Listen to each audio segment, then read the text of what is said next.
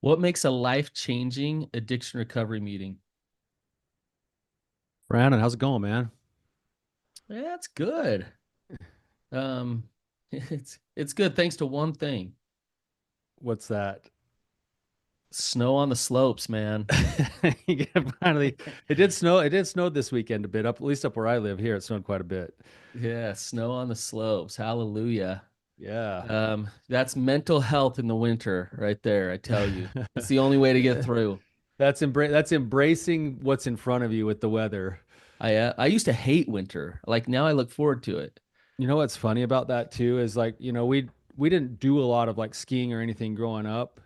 Um, but in the wintertime here, you get kind of that like inversion that kind of coats everything with just that like smoggy, foggy thing, and it feels like Oh, depressing. And little do you know that 30 minutes drive up the canyon, you get to like crystal white snow, blue skies, it's like sunshine. clean sunshine, like vitamin D down on your face, and you're in nature. You're with your kids. Like it's the only way.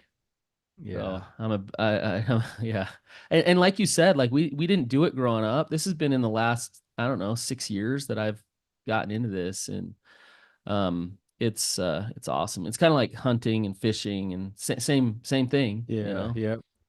in a lot of ways. So Yeah. It's like the tale of two weekends. You went out and went skiing and enjoyed all the weather and the snow. And I decided to be depressed on Saturday and took a nap from like noon to 4:30 and then wondered why I was miserable. I know we almost canceled this recording so I could do a therapy session for you.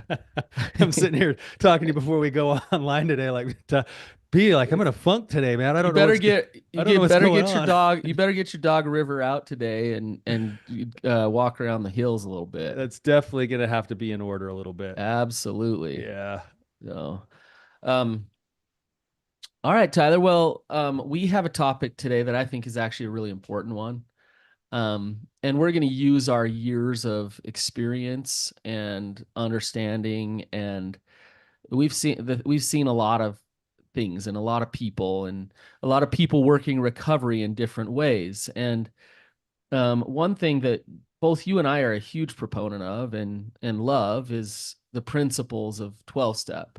Yes. Um, and I've referred people to 12 step throughout the years that I've treated addiction.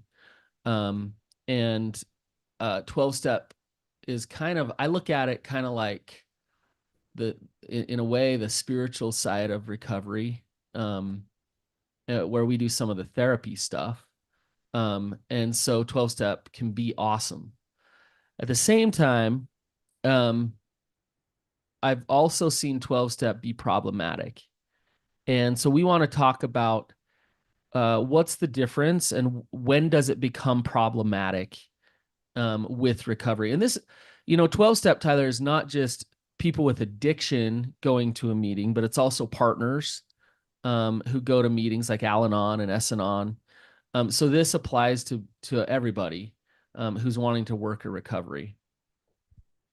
Yeah. So I think maybe what we should do, Brandon, today is talk a little bit about most people listening are probably somewhat familiar, but we should maybe go through each of the steps really quickly so people understand what the principles are behind them. Uh-huh. Because I agree with you that I actually personally believe that the 12 steps are inspired. I really do believe that they're inspired, and the principles inside the 12 steps are an active, living, breathing sort of way of living a life that's principled and uh, and that I do think leads to a lot of joy and happiness, like a wholehearted kind of a life. Um, Yeah. and and it's weird because when you start talking about 12 step stuff, you're going to get a wide range of people. Some people who have had some experience with 12 step that don't like it at all. Some people who would rather do 12 step than anything else, and everything in between. So maybe we just do a real quick overview of what the steps are, just like a kind of a rapid fire, and then we can talk a little bit about both the pros and the cons of what we see and why we feel the way that we do. Yep. Yeah. Really quick, you mentioned like the 12 steps are controversial. Some people hate them. I've seen full programs built like the anti 12 step programs. We're not that. We don't do 12 steps. We are the opposite of that. And I get it. I understand why that it's controversial. I think that a lot of times the 12 steps are misunderstood. I do too. And when they're misunderstood, then people, they don't like it. And so let's get into that. And it starts with step one. Step one, I would say, is probably the most controversial step in the 12 steps. Step one is an admission that you are powerless over whatever it is that is your addiction. So And that your basically, life has become unmanageable. the principle is honesty. It takes real soul searching and honesty to finally admit that what I'm doing in my life isn't working. Right. And where the controversy comes is how does me admitting that I'm powerless make me better? Isn't that admitting defeat? Isn't that waving the white flag? Just telling myself that I don't have the strength. Is it, like why would I ever want to do that? I admitted that I was powerless, so that almost sounds like I'm victimizing myself into never being able to change. Yeah. And this is the paradox, and this is why it's misunderstood because it's a paradox. So and the truth is when I have the strength to admit the reality of what is, then it actually gives me power. And so once I have that power, then I can actually create good outcomes in my life. um so think about it, like if I'm eating sugar all the time and I've tried to quit and I've gone on a diet and I've done this and I've done that and I've tried all these things and I've yo-yo dieted for years and blah blah blah blah blah, right? I can turn around and be like, no, I have the power to quit. And I can, with my will, try to force myself to quit yet again. But if I come to the reality of, wow, look at the patterns in my life, I've had a really hard time stopping eating these candy bars or whatever it is, right? Like, and that right there is step one. Like, oh, I can see that this has a hold on me. I can understand that this has a real strong hold on me. And unto myself, with my own devices, I am having a really hard time managing this, right? Right. So that's an example of admitting powerlessness. So I'm not going to this like I'm just weak and I'll never ever get over this. That's not what I'm doing. I'm just getting honest. That's all it is. I'm just getting honest with the reality of what is. It's like the what I'm doing and the way I'm operating the world actually isn't working. You know, Right. like Right. That's all you're doing is admitting that. step one is just the reality check. That's what Yeah. it is. And it's admitting that I am powerless because, and anyone listening to this could ask this right now, whatever it is you're thinking about right now, that Coke you get every day at 3 o'clock when your kid's about ready to get off of school, or the porn that you look at when you're stressed at work. Just ask yourself and actually put it to the test. Just go 30 days. Just go 30 days without whatever it is that you think you don't have a problem over, and watch what happens to your body and your brain and whether or not you actually go those 30 days. And you might get a reality check on that. Tyler, how many times have you heard stories like this? Like, well, it's an alcoholic or somebody, and they're like, well, my friends all went to the bar and I went with them and I didn't drink. Like I'm proud of myself because I didn't drink and I went to the bar. And what happens the next weekend? They go and relapse. They're like drunk as a fish. Like it's like, okay, on one hand, they're like, see, look, I have the willpower and I can do this. But in the end, and really, if they admitted to themselves that they're powerless, what would they have done? They would have stayed away from the bar in the first place. Right. And they're acting like somebody who's sober. I admit to myself that that doesn't work for me. I'm not going to go to that bar. Therefore, I'm going to stay sober. There you go. Exactly. Step two is about faith. It's about belief in a higher power. The need to accept that there is a higher power in the universe other than yourself. And so and if you think about this, there's real power in this one, Brannon, because most of us are pretty self centered by nature. It's the human thing to do.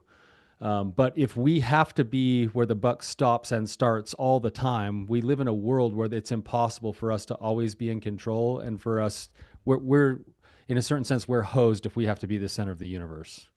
Exactly. You said faith, right? Mm-hmm. Yeah, I kind of look at it, and maybe we differ on this, but it's the same thing. Step two is hope. Step three is faith. Um, where step two is like, okay, like, you know what? Um, God's out there. Something's out there, and there's a purpose. Like step two is kind of like getting in that growth mindset a little bit. Step two to me is acknowledging that there's something bigger than myself. Yeah. Step three, I would say, is surrender. It's a willingness to surrender to the higher power, to give Right. over the need to control, to give over the need to be the center of the universe. Um, Right. Which I it's would call surrender. faith. Faith Hmm. surrender. But to me, Tyler, my favorite step, step three. If somebody can actually work a step three, they're gonna get better. Things are gonna It's be fine. it fundamentally changes the person. It's when you get into like these first, if you look at the first kind of three steps, these are kind of you might internal working, maybe even what you might call spiritual steps. And when you start to shift yourself spiritually, you also start to change everything else inside of you. And so that's why that surrender. And it's funny because surrender is so misunderstood. We could do a whole episode on surrender maybe another time. But surrender is, you hear so the word surrender and it means giving up or letting go, or you know sometimes that's the hardest An step act of to do. it's an act of courage. Yeah.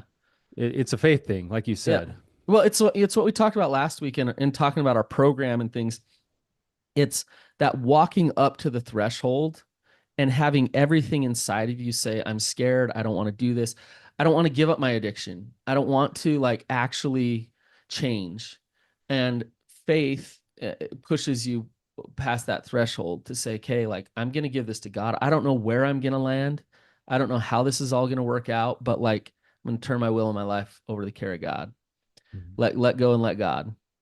Um, Step four is all about accountability and courage. You make a searching and fearless moral inventory of yourself. So you're looking within and saying, "What am I creating? And who am I? What are some of my character defects and things like that?" So you start making a moral inventory of what's going on inside of you. Yeah, this one takes a lot of shame resiliency, because you're looking at the flaws that you've been spending a lot of time trying to cover up or hide or protect from. And so it takes a lot of courage to step in and do that fearless moral inventory, which is where you actually take a look at yourself and go, man, like what is the body of work that I've amassed as a result of my problems? Right. So you're starting to get curious with yourself and starting to see like what are those things going on inside of you. Um, Step five takes that to the next level. Step five is about owning it. And I love step five because it's about doing the opposite of what in your addiction that you've done with your shame, which is hide. Step five is about admitting to God, admitting to others about those character defects that you have. The exact nature of your wrongs. Right. Right. Right. Yeah. Another word for that would be maybe the beginnings, and we could argue this too, Brannon, but integrity. It's starting to actually take steps towards integrity, taking ownership for, and then being willing to handle the pressure of taking ownership for the choices that you made. You're shifting from manipulation and secrecy and trying to juggle all these things to like, no matter how painful and no matter how hard it is, I will own it. I will own it. And that's what integrity is. I'm now in alignment with the truth, with what that is. And it can be scary, it can be hard, but it's awesome. Um, okay. Um, What Steps. were we on six? I got lost. Are we moving into six? Yeah, we're moving into six. Okay, so five, we admitted to God, ourselves, and at least another human being the exact nature of our wrongs. Six is we're entirely ready to have God remove these defects of character. That's funny about this one, Tyler, is you read that and it's like, oh, that sounds fun. Like this might be one of the hardest steps. And I actually think it's one that is very important of like, I'm going to allow God to love me. I'm going to allow God to show up for me. I'm going to allow God to take this. And, when you get over the guilt and the shame and that type of stuff, and you've been working up to step 5, to actually let go of that control and hand it over can be kind of scary. Mhm. Yeah, but before we go any further, Brandon, we have a comment over here. Just maybe before we get too far away from step 5, it says, if telling someone something will hurt them and probably hurt the relationship, do you need to tell them? I've asked God for forgiveness and I have changed my ways. I don't think step 5 is about telling necessarily the person yet, about a certain person that you've hurt, right? Step 5 is about bringing it to light and taking ownership for yourself to God and to at least another person. Speak it out loud. Yeah, yeah. So it's it's not making amends. We're not there yet. Um, so it's you might tell a sponsor, you might tell a friend that this thing Your group or happened. something. Yeah, Yeah. so you're not quite making amends yet at step 5, but we will get there, and we'll talk about down the road here what that actually looks like, so that you're not harming people when you make those amends. Yeah. Right. All right. Uh, So, did we get to, we reread 6 and then did we finish talking about it, Brannon? I think so. Yeah. It's just allowing God to take it. Yeah. Um, Being willing to let God be a part of that process. Yep. Um, And step 7, you humbly ask him to remove your shortcomings. So you actually go and you involve a higher power. it's And the maybe, ongoing Tyler, wrestle with God. yeah. And maybe we need to have a short little discussion about higher power, because that's one of the other controversial things about 12 step is, atheists will come, or, if there's a certain, like where we're at, there's a certain religion that is the religion around here. And it's like, well, what if I don't subscribe to that? Then how does this meeting apply to me or work for me? This isn't my religion. Um, and as we've been going down these, we're talking about God this, God that, higher power this, higher power that. Um, the 12 steps, it does a really good job if you look closely at Bill W. and the way it was created, of giving space for anyone to decide what that higher power is. People come up with all sorts of different higher power type things, so it's like a set of principles can be a higher power. Another figure in your life could be a higher power. I remember hearing the story, it's kind of a funny story, of the lead singer from Blue October. Talks about being in his like program trying to get through it, and he can't get through the steps to find a higher power, and he's sitting out in the back patio one day, and he's like, God, like I'm trying to find you. I can't find you. I don't know who you are. And he's like, well, I'm sitting here pondering and trying to pray to God, whoever God is. There's this bee that keeps flying around, and this bee keeps like trying to climb into an actual bottle of bee spray that's out on the back patio. And I'm sitting there like, why are you doing this? Like, why are you doing this? Like, all you're doing is you're coming back to the very same place where all your friends have been killed. You keep coming back to this shit. Like, what are you doing? And then he's like, click, like, oh, that's how God showed up for him in that day. It was like Mm-hmm. he sent him a message through a bee in a bee can, right? Yep. And what the 12 steps do, I think, is a great thing they do is they allow room for each individual to have their own wrestle with a higher power. Yes. Yes. Their own unique wrestle. And ultimately, Tyler, addiction is someone's attempt to find God. Recovery is someone's attempt to know and feel God in many ways. But we're not telling you what God is. We're not telling that would be counter to what this is all about. If we're like, Yes. yeah, you have to find this specific thing in order to get better, then you will miss all this faith we're talking about, all the wrestle we're talking about. This is designed to put you in this position so that you can know that you're loved in the way that you're uniquely loved. Another way of looking at that would be to say that we're all going to worship something. And if you're addicted to something, you're actually worshiping the thing you're addicted to in a certain sense.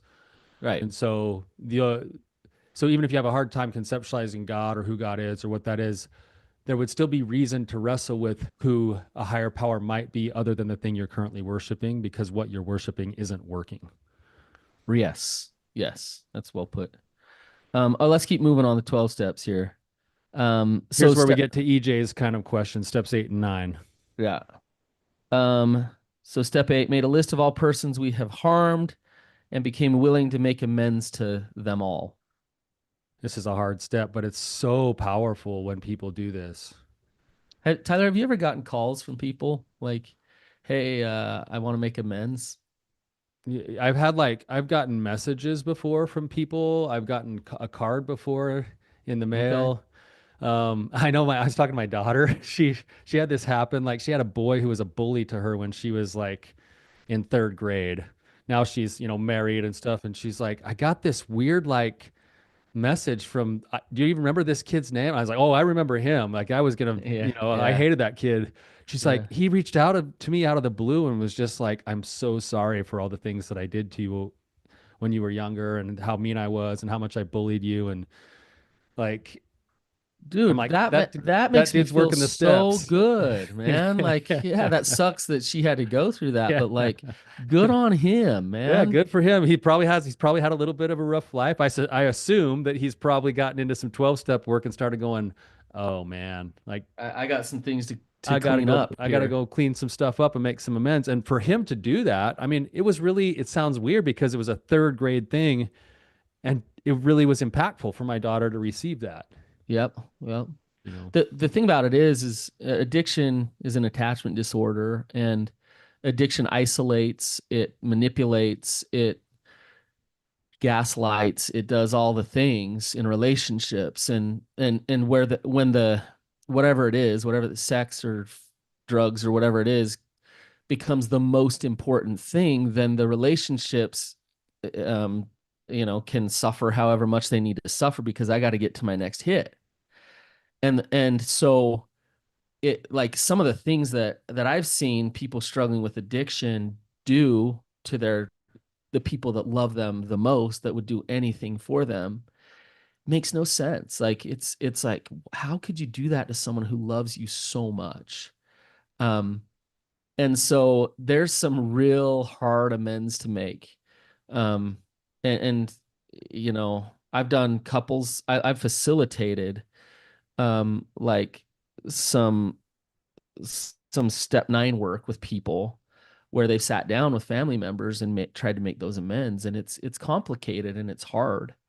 um but it's so important. A couple things with this. It's interesting that this is broken into 2 steps because the first step is I just made a list of all the people I've harmed and become willing to make amends. Right. And this comes back to step 1 in honesty too, is am I actually willing to make amends? And then the second one is the actual action. And this is the answer to EJ's question. Made direct amends to such people wherever possible, except when to do so would injure them or other people. Yep. But that has to be some honesty, some self-honesty, because there's gonna be a part of you that's like, I don't want to bring up old stuff and hurt him again. Like that's a little bit different than actually harming somebody, right? Yeah. And there's some cases like of abuse and things where it's like that person needs space from you. And so your heart might be in a place of sorrow and accountability and honesty and humility. It doesn't mean that you selfishly then go contact them and say, "Hey, I need to make amends, so you better like listen to me." They might still need their space, right? Exactly. Um, yeah. So that one I think is interesting because there's the internal work of this is me and can I cultivate my heart to it, but then there's the external work was actually seeking out and with amends, I think something that's interesting about amends is too many people think that amends means that you have to go and then become best friends with somebody again or repair the relationship all the way back to where it was, and that's not what it is. Right. Amends is the taking of accountability and then the attempt to repair whatever is possible to repair, if it's possible to repair. But it doesn't mean you're going to go be best friends with somebody because we run into this a lot where, like, say I'm working with a couple and let's say one of the spouses is doing the step work and there's an old flame that they've realized that they've harmed from years past and they feel like they need to go make amends. You know, the partner who's in the current relationship is like, no, you're not reaching out to them. You can't go That, say, don't open that one up again, right? yeah. Um, I mean, and they might, so yeah. there's a way to make amends. You know, it could be done in the form of like a letter that's like, hey, these are things from the past. I want to acknowledge them. I'm sorry, whatever, without having to open it up and be like, all right, so we're gonna talk every Friday again and hang out a little bit and like, no, that's not what amends is. Well, and honestly, like depending on certain boundaries and things, and like maybe you make those amends just in your journal. And I know it's like, well, you didn't go out of your way to like let them know, but maybe that's all you can do is to just like Yeah, I do think it it's really there. And important, except when to do so would injure them or others. yeah. Yeah. Step 10, is about consistency and discipline. Continue to take personal inventory, and when you are wrong, to promptly admit it. I really like this one, Tyler, because we talk about all the time, especially in our program and things, that the journey doesn't end, and you will never be perfect. You will never be 100% like totally sober, if you know what I mean. Like there will still be triggers, there will still be some slips, there will still be some things that happen. Um, and to realize that, so you can take a step back and be like, okay, like I got to own that now. I'm living my life on the surface. I'm living in my integrity. I'm taking the principles of these 12 steps that I've practiced and learned, and I'm actually instilling them into my day-to-day life and the way that I'm living now. That's what step 10 is it's basically taking all of those principles that you've now systematically worked through, but you've adopted them into your way of life. And now you're taking almost your own inventory of those things every single day. Yeah. So I've worked the steps, yes, but working the steps also means that each one of those steps has principles like honesty, faith, surrender, soul searching, integrity, acceptance, humility, willingness. And then 10 is the maintenance step of now I'm gonna maintain all of those principles as I move forward with my life. Yep. Step 11 has to do with continually wrestling with God, sought through prayer and meditation to improve our conscious contact with God as we understand Him, praying only for knowledge of His will for us and the power for us to carry that out. So just kind of the constant wrestle. And the constant, and I wouldn't just call it wrestle, like there's positive there too. The constant nurturing, the constant connection, the constant relationship that you have with a higher power, and the constant surrender as well. Yeah. And then the last one is it's based on service. Having had our spiritual awakening as a result of the steps, we try to carry this message to others and practice these principles in all our affairs. Yep. So now you're loving, you're giving to others, you're serving. You're turning back around and taking the principles that you've learned and trying to help infuse those things into the lives of the people you love. You're sponsoring people, your staff member at retreats, like recovery becomes this part of your life that's beautiful, and you're involved in community. And I've seen guys going to meetings for like 40 years and they've been sober for 35. Yeah. But that's part of, they're still working the 12 steps. It's still Yeah, part of that's what they're their way of doing. giving back. um, That's their way of staying connected to those principles. it's awesome. Like, and Yeah. Tyler, you and I rely on these people in our work because they're rock stars when they're really working that 12th step. It's like, hey, like come here, come peer mentor a group, or can I give your number out to this person who's really struggling? Like they could, and they're like, yeah, like I'll talk to them. I'll whatever I Yeah. can do. So the 12th step is awesome. Um, Principally speaking, Brannon, you look at that list, I don't think there's too many people that would argue with the principles of that list. Like live a life of humility, honesty, accountability, service, willingness, you know, but where I think you and I sometimes run into problems and other people run into problems a lot of times is kind of the culture that sometimes gets built around certain kinds of meetings based off of the 12 yeah, steps. yeah. So if we can talk about the things we don't like, like The so 12 there steps in and of themselves are wonderful. the principles are amazing. The 12 steps are inspired. the culture of some of the meetings actually becomes counterproductive to the 12 steps. Some of the meeting and it counterproductive to the actual 12 steps. Yeah. Some of the meetings and some of the culture is, and honestly, Tyler, when you take a lot of people who are resonating in shame and they come together, what do they resonate in? More shame. More shame. And unknowingly, they think that they're just, following the white book or the blue book or whatever, the big book. Um, but like unknowingly, there's like energy there that is about shame and fear and control and proving it. Um, and so some of the cultural things with 12 step can really undermine recovery, I believe. Yeah, it goes back to that very first step of admitted that we're powerless. If I admit that I'm powerless with accountability, I'm moving forward into the 12 steps. If I admit that I'm powerless with nothing but shame, then I'm going to go to a meeting and it's going to be like, "Hey, I'm Tyler and I'm an addict and I suck." And everyone's going Yeah. to be like, "Hi, Tyler, we suck too." Yeah. Right? And Like literally it's that feeling. that's not what we're trying to go for. The 12 steps are actually an active moving way forward. And you want to make sure that if you're going to a meeting, you find a meeting and a sponsor who sees the steps as an active way forward rather than just like a group of guys who get together and talk about how terrible they are every single week. Yeah.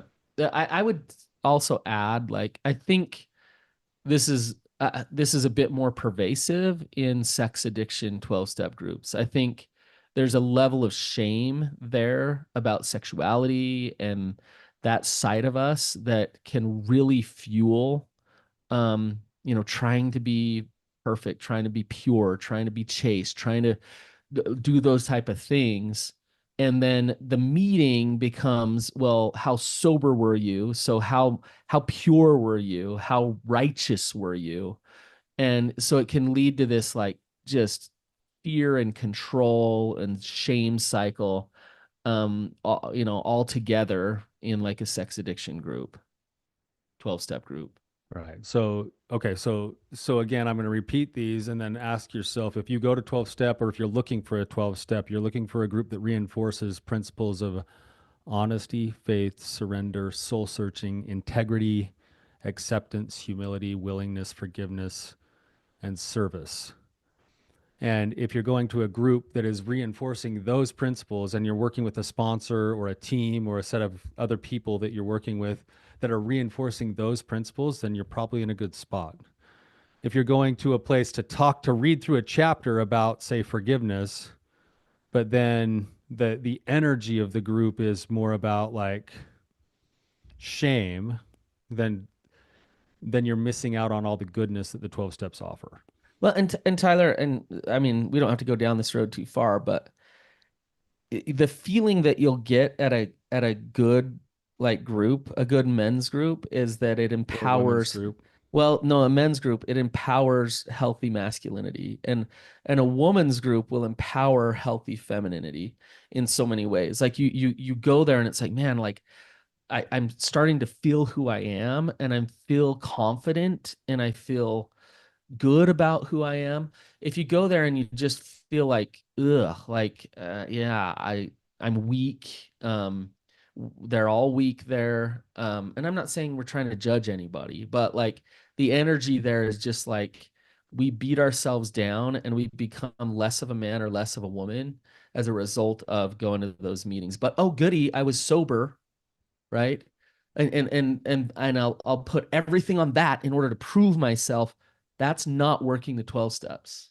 Right. And I would just say to clarify a little bit what you just said there, Brannon, a good meeting, whether it's a 12-step group or a therapy group or whatever else, it won't be comfortable. Like there will be pain, there will be stretching, there will be growth, there will be A good sponsor is going discomfort. to hold you accountable. Yeah. So what you're saying isn't you're not going to a group where all you do is sing kumbaya and tell each other how amazing you are, but you're going there and the discomfort you're stepping into is towards something. It's towards growth. But it will be uncomfortable. Right. Right. Just like a good therapy group. Right. So if I go to a group and it's like, oh man, like there was this discussion and it twisted my brain up a little bit and I have to think about stuff and wrestle with it and I got to figure out what parts are true for me, that's great. Yeah. Like that's great. But if I Yeah. go there and it's like, yeah, I went to a meeting, let's say a women's meeting, and we all talked about how horrible life is and how bad our husbands are, and I just felt miserable afterwards. That probably wasn't a very effective group for that time, right? Right. But Right. if I went and to the same group and I was like, man, I am having a hard time and I'm feeling betrayed and I don't know how to work through that, and then there was some discussion back and forth, and I'm working on whatever the step is that I'm working on. Yuck, this is hard. It's stretching me. I don't even know if I want to step into this work. I don't know if I want to step over the threshold of trusting again or whatever. That discomfort is good work. They're bringing you back to the principles of the 12 step. Um, and like the group will bring you back to those principles of the 12 step instead of run with, like, we just got a comment here. Women's groups are hard. There can be a lot of coddling. Um, Instead of running with the coddling, the disempowering, teaching you to play the victim, teaching you to earn it, to It's tricky overcompensate. because there needs to be validation and empathy at the same time that there's a push for change. There But needs to be both. both that elected there can exist. And if it doesn't exist, then the culture can be problematic. Yeah. Yeah. Love the comments over there, you guys, today. Thank you for your comments. Um, any of the last thoughts here, Brannon? No, Tyler, one thing I just say is there is a difference between a therapy group and a 12 step group, and Tyler and I are both big believers in both, and they support each other. In 12 step, you're not doing a lot of the deep trauma healing work, really understanding your unique experiences that you've been through, getting clear with your faulty core beliefs, shifting those things. So we do a lot of that in therapy. We really get into what's going on inside of you in therapy. In 12 steps, you do a lot of spiritual work. You learn these principles. You practice shame resiliency. So it supports each other. And for anybody struggling with addiction, or anybody whose partner is struggling with addiction, if you can, I would really recommend, and I know it's a like a big thing to add in life, but if you could find a good 12-step group and you could find a good therapy group, those two things every week can change your life. They kind of work together because the principles of a good therapy group are going to overlap a lot with what the 12 steps are, but the therapy group's going to address certain deeper aspects of even some of those 12-step principles and also the individual part of it that's like my shame, my trauma, that kind of stuff. And the 12 steps are going to be principles that I'm going to be adopting as a way of trying to live a wholehearted life. Yep. Yep. Tyler, thanks for talking this through. This is fun to talk through the 12 steps. It's been a long time since we've talked 12 steps. We probably ought to do it a little bit more. Yeah. So you guys, go surrender, go find your higher power, get accountable, all the things. And till next time, keep on keeping on.